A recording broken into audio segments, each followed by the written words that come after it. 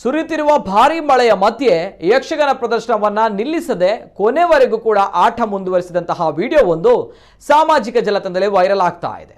ಉತ್ತರ ಕನ್ನಡದ ಭಾಗವೊಂದರಲ್ಲಿ ಯಕ್ಷಗಾನ ಮೇಳವೊಂದರ ಯಕ್ಷಗಾನ ಬಯಲಾಟವನ್ನ ಆಯೋಜನೆ ಮಾಡಲಾಗಿತ್ತು. ಆಟ ನೋಡುವುದಕ್ಕೆ ಅಂತ ಭಾರಿ ಸಂಖ್ಯೆಯಲ್ಲಿ ಪ್ರೇಕ್ಷಕರು ನೆರೆದಿದ್ರು.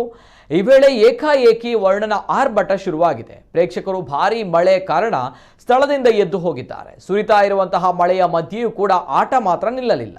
ಸಾಮಾನ್ಯವಾಗಿ ಯಕ್ಷಗಾನ ಚಿಂತಕರು ಹೇಳುವ ಪ್ರಕಾರ ಒಮ್ಮೆ ಆರಂಭವಾದ ಯಕ್ಷಗಾನ ಅರ್ಧದಲ್ಲಿಯೇ ನಿಂತರೆ ಅಶುಭವಂತೆ. ಹೀಗಾಗಿ ಕಲೆಗೆ ಧಕ್ಕೆ ಬರಬಾರದು, ಅಶುಭವಾಗಬಾರದು ಎನ್ನುವಂತಹ ಕಾರಣದಿಂದ ಮೇಳದ ಯಜಮಾನರು ಸೂಚನೆಯಂತೆ ಕಲಾವಿದರು ಯಕ್ಷಗಾನ ಪ್ರದರ್ಶನವನ್ನ ಕೊನೆವರೆಗೂ ಕೂಡ ಮುಂದುವರಿಸಿದ್ದಾರೆ. ಸದ್ಯ ಈ ವಿಡಿಯೋ ವೈರಲ್ ಆಗ್ತಾ ಇದೆ.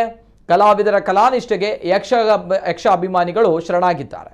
2 ದಿನಗಳ ಹಿಂದೆ ದಕ್ಷಿಣ ಕನ್ನಡ ಜಿಲ್ಲೆಯ ಪ್ರಖ್ಯಾತ ಮೇಳವಾದ ಪಾವಂಜಿ ಮೇಳದಿಂದ ಯಕ್ಷಗಾನ ನಡೀತಾ ಇದ್ದಾಗ ಮಳೆ ಬಂದಂತಹ ಸಂದರ್ಭ ಯಕ್ಷಗಾನವನ್ನ ಮಳೆ ಮಧ್ಯೆಯೇ ಮುಂದುವರಿಸಿದ್ರು.